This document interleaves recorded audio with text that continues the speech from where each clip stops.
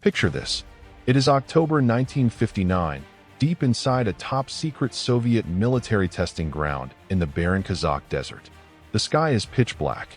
Suddenly, a multi-megaton thermonuclear bomb is detonated.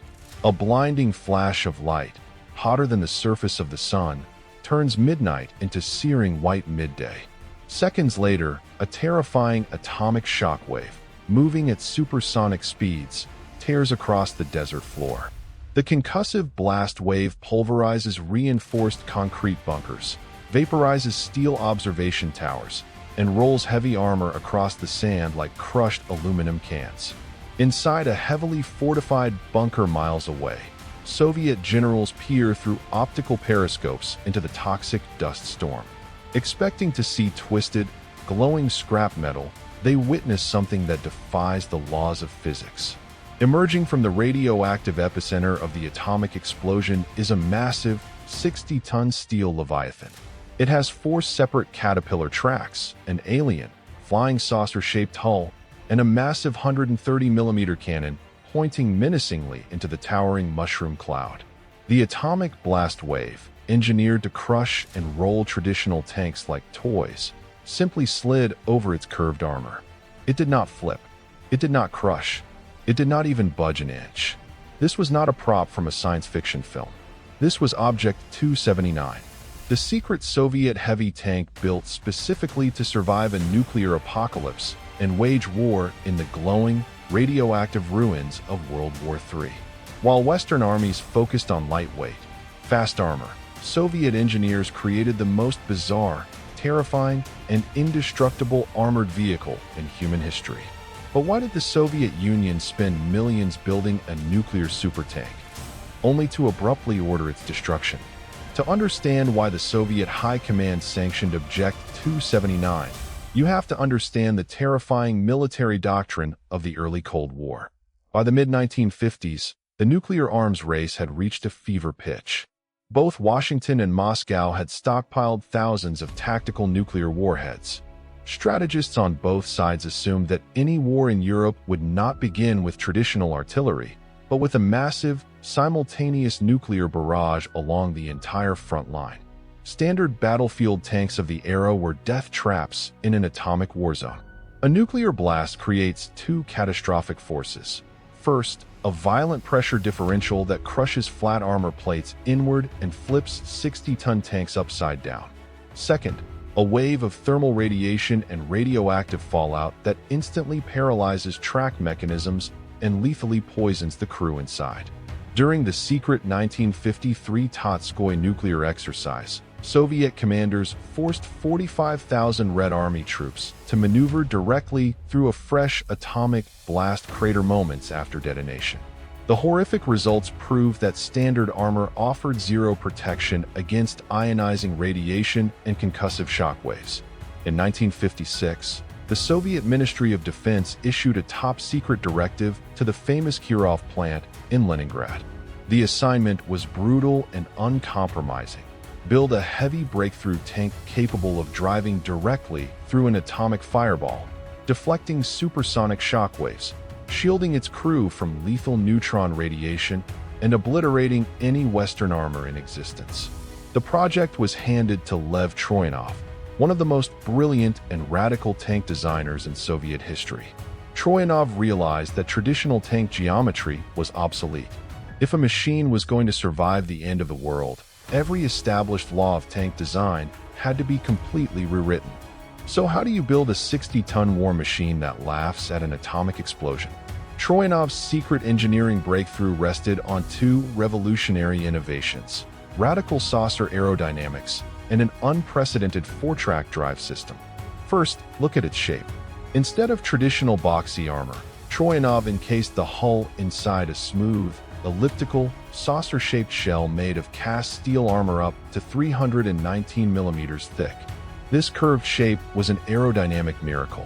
When a nuclear shockwave slammed into Object 279, the supersonic air pressure was forced upward and over the smooth dome, driving the tank downward into the soil rather than flipping it over. Furthermore, the steep elliptical angles rendered conventional enemy anti-tank shells completely ineffective, causing them to ricochet harmlessly into the sky. Second, look at the suspension. Object 279 did not run on two tracks like every other tank in history. It ran on four independent, hydropneumatically suspended caterpillar tracks mounted on twin hollow steel beams. This quad-track configuration was engineering genius.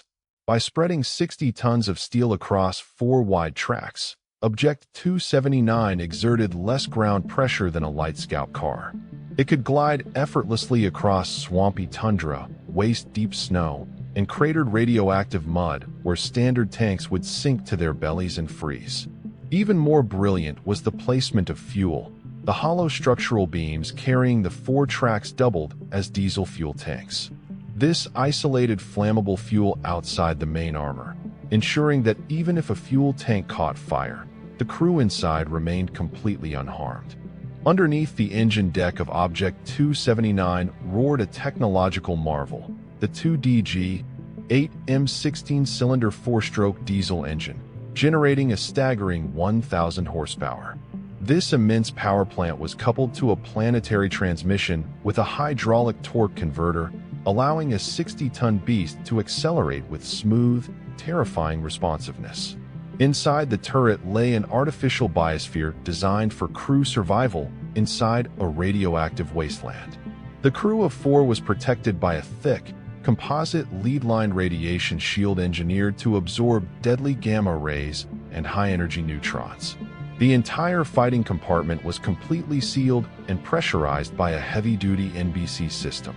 This overpressure system constantly scrubbed incoming air of radioactive dust, chemical agents, and biological toxins, creating a safe, oxygen-rich environment while firestorms raged outside. To match its indestructible armor, Troyanov armed Object 279 with the terrifying 130mm M65 rifled cannon. Derived from naval artillery, this monster gun fired massive 60-pound armor-piercing shells at velocities exceeding 1,000 meters per second. Because a single 130mm shell was too heavy for a human loader to handle in battle, Troyanov installed a semi-automatic hydraulic loading mechanism. This allowed the tank to maintain a devastating fire rate of 6 rounds per minute, capable of punching through 300 millimeters of solid steel armor at distances exceeding 3,000 meters.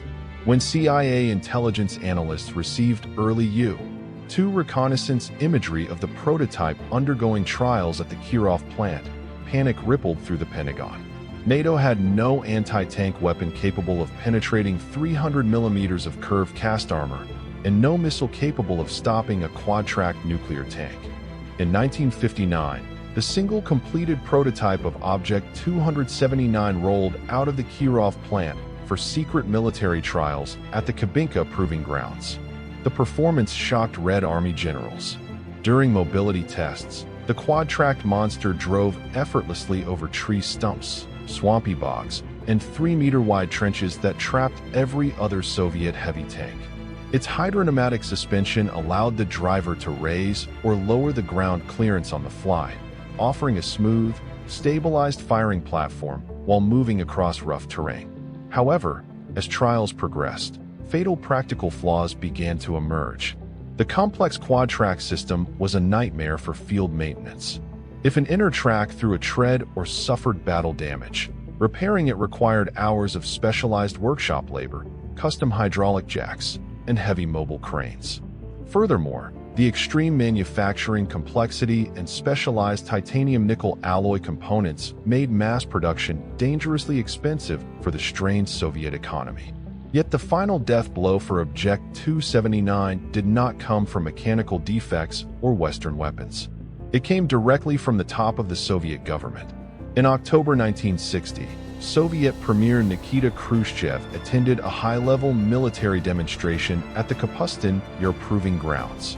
Khrushchev was fanatically obsessed with modern rocket technology and believed that heavy tanks were obsolete relics of World War II. During the live-fire demonstration, Khrushchev watched Object 279 obliterate distant targets, but he remained utterly unimpressed by its massive size, weight, and financial cost. Khrushchev publicly humiliated Lev Troyanov and his design team, issuing an absolute, unappealable decree. The Soviet military was strictly forbidden from ever building or adopting any tank weighing more than 37 tons.